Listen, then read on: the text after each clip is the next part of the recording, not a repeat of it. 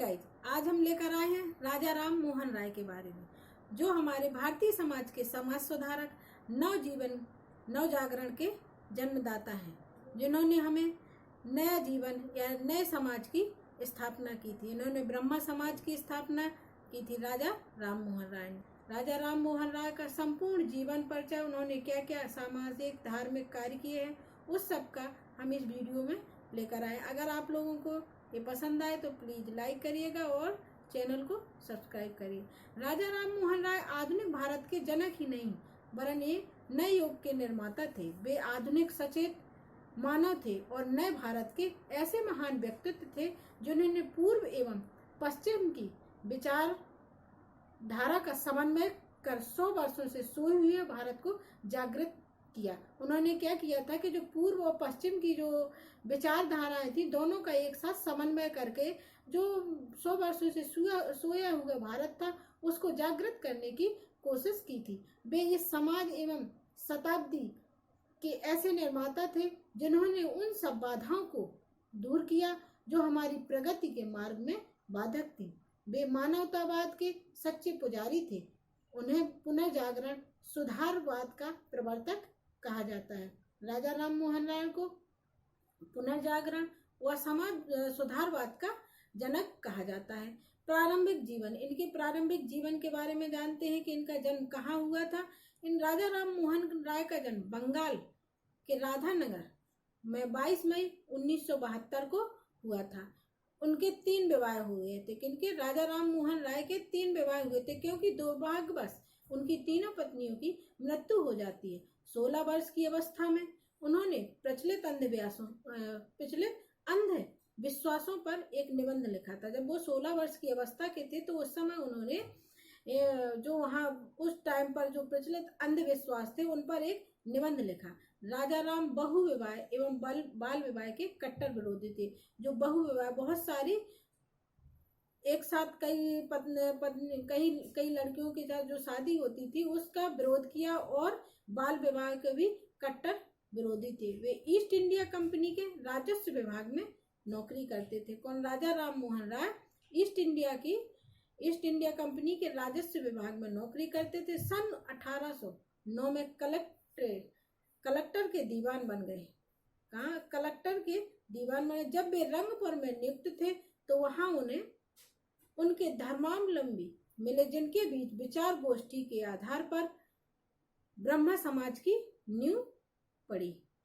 1812 में उन्होंने सती प्रथा को समाप्त करने का संकल्प लिया था। जब 1812 ईस्वी में उन्होंने क्या किया था? सती प्रथा को समाप्त करने का संकल्प लिया, और 1814 में नौकरी से त्यागपत्र दे देते हैं राजा राम मोहन राय। राजा राम मोहन राय हिंदू धर्म में मूर्ति पूजा, बहु विवाह, बाल विवाह, सती प्रथा, अनमेल विवाह के बोलबाले से काफी दुखी थे। जो उस टाइम पर मूर्ति पूजा, बहु विवाह और बाल विवाह जैसी बहुत सारी बुराइयां, बहुत सारी कुरीतियां थे, उनसे वो बहुत दुखी थे। इस बीच उन्होंने वेदांत सूत्र उपनिषद का बंगला में अनुवाद किया।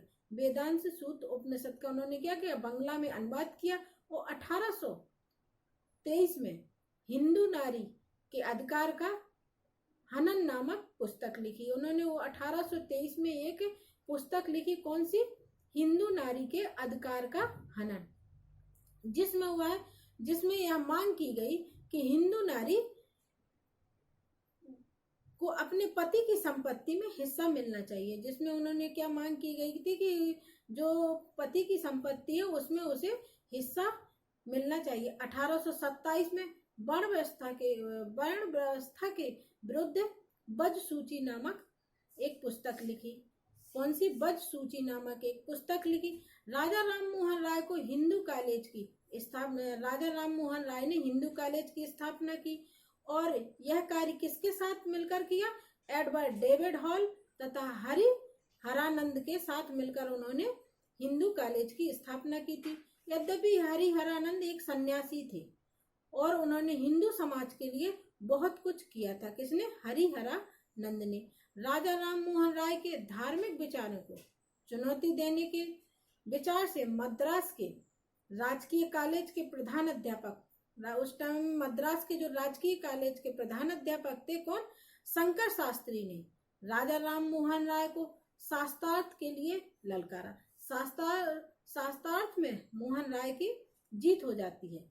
अपने शास्त्रार्थ संबंधी विचारों को उन्होंने अंग्रेजी, हिंदी, बांग्ला तथा संस्कृत भाषाओं में प्रकाशित किया।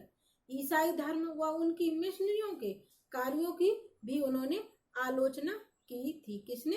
राजा राम मोहन राय। इस आलोचना के फलस्वरूप उन्होंने बाइबल का अध्ययन कर उनसे शास्त्रार्थ करना पड़ा। जो बाइबल थी उसका अध्ययन किया और उसके क्या किया, उससे भी शास्त्रार्थ करना पड़ा। इसके लिए उन्होंने यूनानी, हिब्रू, लैटिन भाषाएं भी सीखी। कौन कौन सी? यूनानी, हिब्रू और लैटिन भाषाएं भी सीखी थी राजा राम मोहन राय ने।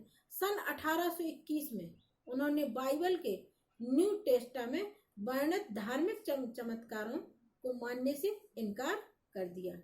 राजा राम मोहन राय ने जो बाइबल में धार्मिक चमत्कार दिए गए थे उनसे भी मानने से इनकार कर दिया। इसके लिए उन्हें काफी अपशब्द सुनने को मिले, किंतु उन्होंने अपना मानसिक संतुलन नहीं खोया।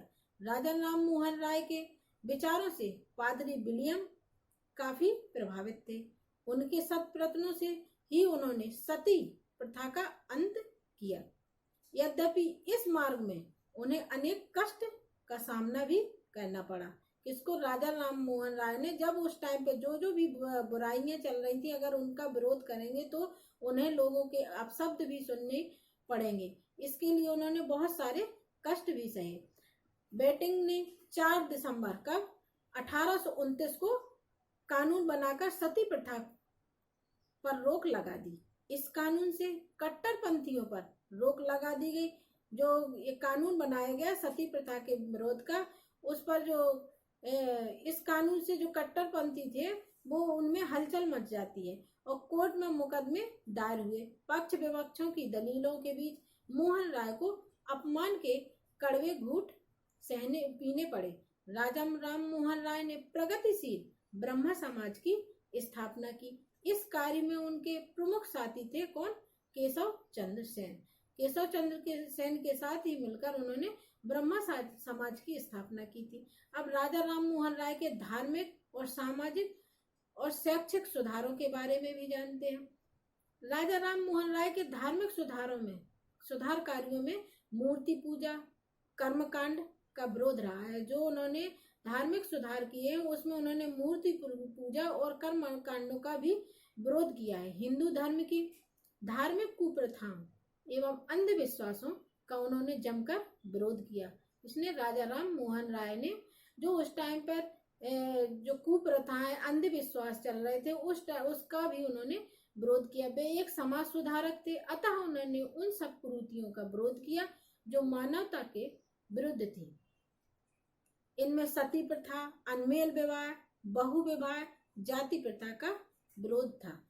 उनके राजनीतिक सुधार कार्यों में प्रेस व विचार संबंधी अभिव्यक्ति की स्वतंत्रता, प्रशासन संबंधी सुधार है, जिनमें जमींदारों से लगान की दरें कम कराया जाना, कृषि सुधार, भारत सरकार का प्रशासनिक व्यय कम कराना है। एक शिक्षाविद की तरह मोहन राय ने ग्रीक, हिब्रू, अंग्रेजी, बांग्ला, संस्कृत, अरबी, फारसी व गुरुमुखी का ज्ञान भी प्राप्त किया। उन्होंने 1816-17 में अंग्रेजी स्कूल की स्थापना की। उन्होंने कब 1816 या 17 में क्या किया था?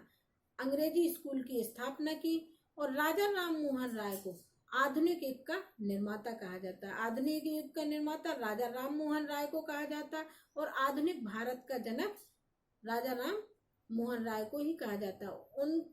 क्योंकि उन्होंने देश व जाति उत्थान के लिए महान कार्य किए।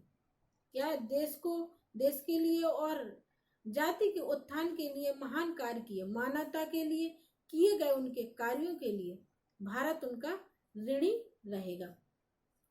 इसीलिए टैगोर ने ठीक ही कहा। किसने? रविंद्रनाथ टैगोर वो जो राजा राम मोहन राय रविंद्रनाथ टैगोर को अपना गुरु मानते थे। उन्हीं के जो रविंद्रनाथ टैगोर जिस प्रथा से या जिस तरह से चलते थे, जो चीज मानते थे, उन्हीं के तरह राजा राम मोहन राय ने या उन्हीं के जैसा राजा राम मोहन राय ने अनुसरण किया। रविन्द्रनाथ टैगोर ने कहा था कि राजा राम मोहन राय इस शताब्दी के महान पथ निर्माता हैं। उन्होंने भारी बाधाओं को हटाया जो हमारी प्रगति को रोकती हैं। उन्होंने हमको मानवता के विश्वव्यापी सहयोग वर्तमान युग में प्रवेश कराया। Thank you. अगर पसंद आया हो तो लाइक कर दीजिए और चैनल को सब्सक्राइब। इससे आगे हम दूसरे समाज सुधारक के बारे में लाएंगे। फिर जब सारे खत्म हो जाएंगे इसके बाद हम इनके प्रश्नोत्तरी लाएंगे। Thank you very much.